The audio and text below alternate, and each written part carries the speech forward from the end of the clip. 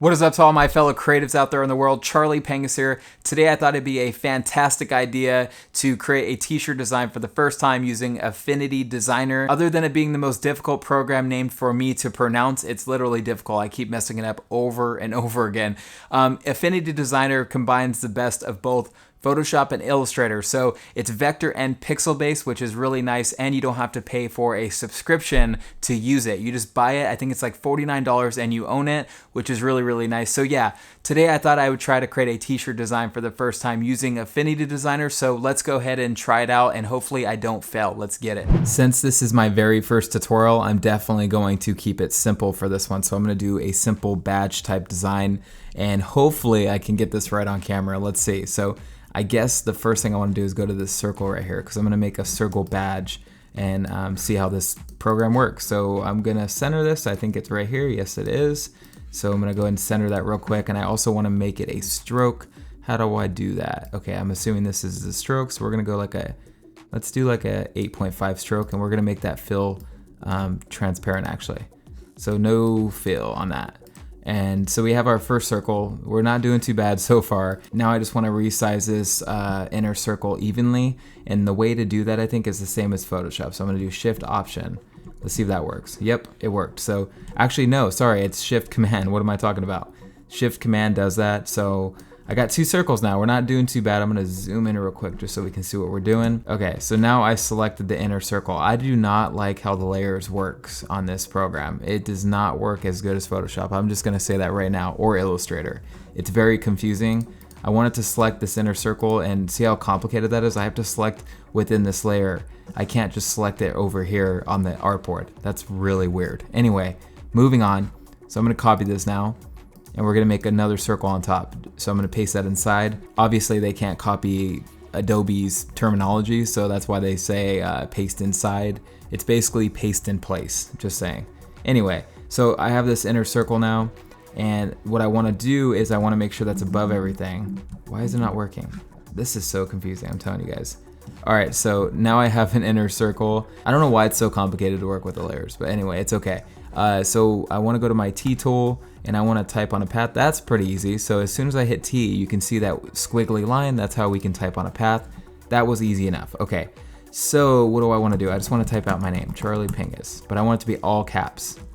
Somebody told me today, they're like, why don't you just like turn off the caps when you type? I don't know, I like everything in all caps. So to get to these little points where I can move the text around, I have to hit T on my keyboard. That's definitely new. I actually like that. I think that makes adjusting text around a work path a little easier. I like how they put it all within one tool versus having it separate. So what I have to do actually is hit this little arrow right here, reverse text path, and then I have to put that on the top. Anyway, what I want to do now is mess with the baseline. Okay, so I have my name above it. That's pretty cool. So far, I don't mind some of the things on this program. I'm still kind of trying to figure out what I think about it, so I haven't really developed a full opinion of it, but so far it's not so bad. It's the more I use it, the more I find I like it, if that makes sense. And there's things I don't like about it, but so far it's not bad. Anyway, so I have CharleyPangus above. Now I need to make another text path below, so I'm going to what am I gonna do?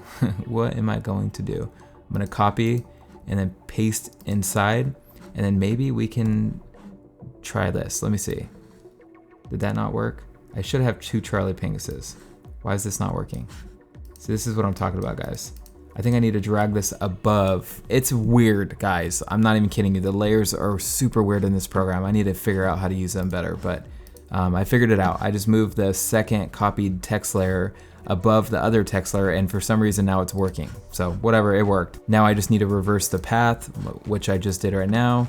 And I need to go to T again so I can align my text around this work path just like this, and then I can change the baseline shift as well. Then I want to change the bottom text to something else.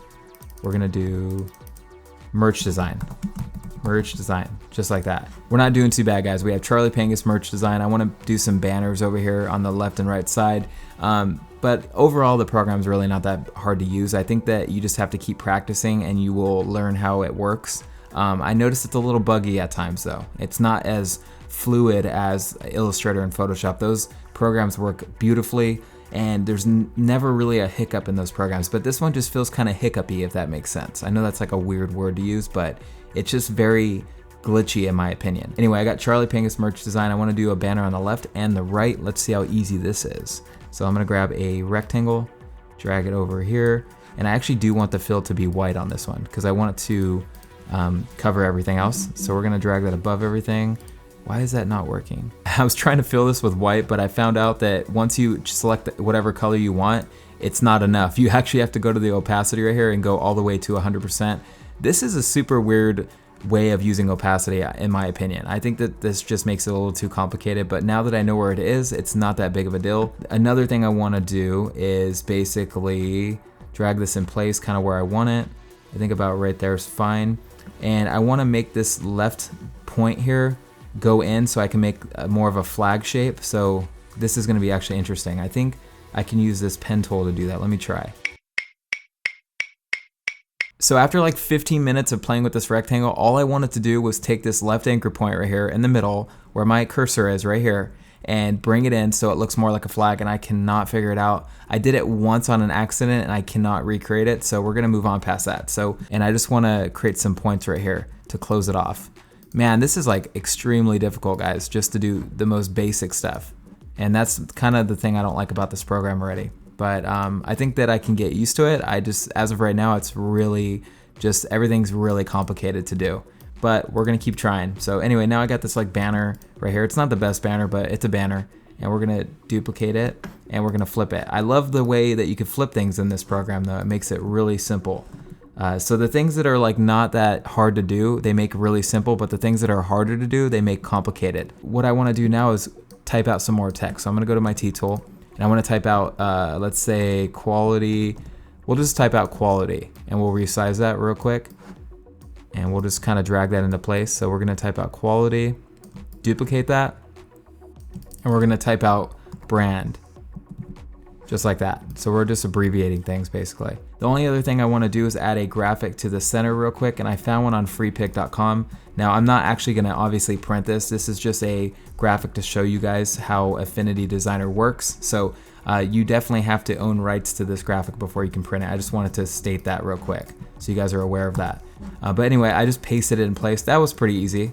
I give Affinity a 10 out of 10 for making it easy to import graphics. The only thing I want to do is make that a darker color, which was pretty easy too, not bad. On the surface, Affinity Designer sounds really great, right? Because it's vector and pixel based, and it totally replaces Photoshop and Illustrator for some people. But for me personally, this just isn't that smooth of an experience yet for me to want to switch to this program versus Photoshop or Illustrator, just saying. So that was my first attempt at creating a t-shirt design in Affinity Designer. If you guys couldn't tell already, I'm not a huge fan of the program, but I do think it's a viable option for somebody that's on a budget and they just need to start designing right away and they don't want to pay for Adobe Creative Cloud and all that stuff. So yes, it's a pretty decent program, but it's not my favorite. I'm gonna stick with Photoshop and Illustrator. Maybe I'll make some more Affinity Designer tutorials. Who knows? If you guys like it, maybe I'll keep doing it. But anyway, that is it for this video. Smash that like button if you like this video. Subscribe if you haven't already. And also just let me know what you guys think about this video in the comment section below. I will see you guys in the next one. Keep creating, keep being awesome. Peace.